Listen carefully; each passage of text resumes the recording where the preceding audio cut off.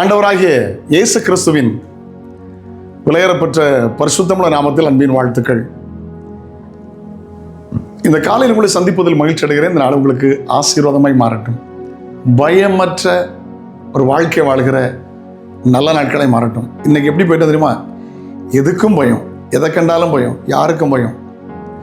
ரோமரில் வாசிக்கிறோம், நாம் பயப்படுகிறதுக்கு அடிமைத்தனத்தின் ஆவியை பெறாமல் அப்பா பிதாவே என்று கூப்பிடுகிற புத்திர சுவிகாரத்தின் ஆவி பெற்றிருக்கிறார். சங்கீதத்தில் சங்கீதக்காரர் சொல்கிறான், பயப்படுகிற நாளில் கர்த்தர் நம்புவேன் என்று சொல்லுகிறார். கர்த்தருக்கு ஸ்தோத்திரம். பயமற்ற வாழ்க்கை வாழணும். யோவான் நிருபத்தில் வாசிக்கிறோம், அன்பிலே பயமில்லை, பூரண அன்பு பயத்தை புறம்பே தள்ளும் என்று வாசிக்கிறோம். இதுக்கு எடுத்தாலும் பயம். ஏன் பயப்படும்? இதுவரைக்கும் நடத்தினார், நன்றாய் நடத்தினார், அவர் நடத்துவார். எங்களுக்கு குடும்பத்திலும் சபையிலும் ஒரு நல்ல சகோதரர் உண்டு. அவர் பேசும்போது ஒரு வார்த்தை எனக்கு ரொம்ப பிடிக்கும். அந்த வார்த்தை கேஷுவலாக சொன்னாலும் அது உண்மையான வார்த்தை. அப்பா பார்த்துக்கிடுவாங்க, அது அப்பாவுக்கு தெரியும், அப்பா எல்லாத்தையும் பொறுப்பெடுப்பாங்க, அப்பா பார்த்துக்கிடுவாங்க. அந்த வார்த்தை இட்ஸ் அ ஒண்டர்ஃபுல் வேர்ட். ஒரு அருமையான ஒரு வார்த்தை. ஏன் பயப்படணும்? அவர் இருக்கார், அவர் பார்த்துக்குவாங்க. எங்கள் அப்பா பரம தகப்பன், அவருக்கு தெரியாமல் ஒன்று நடக்காது. ஹல்லேலூயா. ஆண்டவர் நல்லவர்.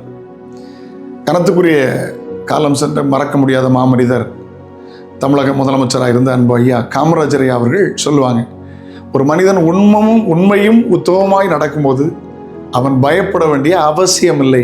உண்மையாக நேர்மையாக உத்தமமாக நடக்கும்போது ஐயா நீ பயப்படுற அப்படின்னு கேட்பார். ஒரு முறை மதுரை வந்திருந்தாங்க.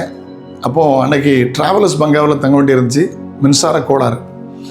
அவருக்கு ஓய்வு எடுக்க வேண்டி இருந்துச்சு, தூங்க வேண்டி இருந்துச்சு. ஆனால் உள்ளே போய் படுக்க முடியாது. உடனே சொன்னார், அந்த ஒரு கட்டில் எடுத்து அந்த வேப்ப மரத்து மூட்டில் போடுங்க, நான் அதில் தூங்குறேன், நீங்கள் மற்ற வேலைகளை பாருங்கள் அப்படின்னாங்க. எல்லாரும் சோர்ந்துட்டாங்க.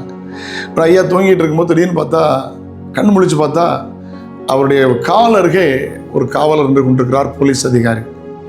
அவர் எழும்பி நான் சத்தம் போடுறேன், ஏன் எனக்கு காவல்? எவனும் என்னை ஒன்றும் செய்ய மாட்டான், நான் யாருக்கும் நான் எந்த தீங்கும் செய்யலை, பேசாமல் நீ போய் படு, ஏன் எனக்கு கால் கெடுக்க நின்றுருக்கப்போ அந்த இரவை அப்படித்தான் கழித்தார். கவனிங்க, அவர் வெறும் பேச்சல்ல, அவர் வார்த்தை உண்மை என்பது நிரூபித்து காட்டினார். உண்மையும் உத்தமமாய் நடக்கும்போது பயப்பட வேண்டிய அவசியம் இல்லை. ஹல்லேலூயா. ஒரு வசனத்தை வாசிக்க கேட்கலாம். கர்த்தரின் வழி உத்தமர்களுக்கு அரண், அக்கிரமக்காரருக்கோ கலக்கம். நீதிமொழிகள் 10:29. ஆமென்.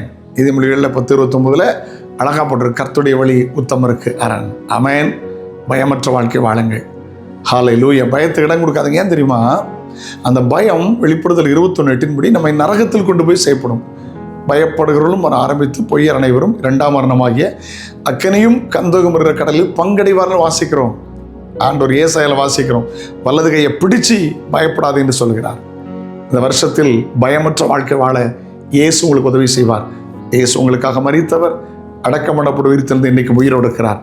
பயம் இல்லாமல் வாழுங்கள். கர்த்தர் உங்களை ஆசீர்வதிப்பார். நாளை உங்களை சந்திக்கிறேன். அது ஒரு ஆண்டோட கிருபை உங்களை தாங்கட்டும். ஜெபிக்கலாம். தகப்பனே, நாங்களும் ஒரு பயமற்ற வாழ்க்கை வாழ உதவி செய்யும். இது வரைக்கும் நடத்துனீங்க, அப்பா எங்களை நடத்துவீங்க என்கிற தைரியத்தோடு வாழ உதவி செய்யும். இயேசுவின் நாமத்தில் ஜெபங்கள் பிதாவே. ஆமென். ஆமென். God bless you. Have a nice day.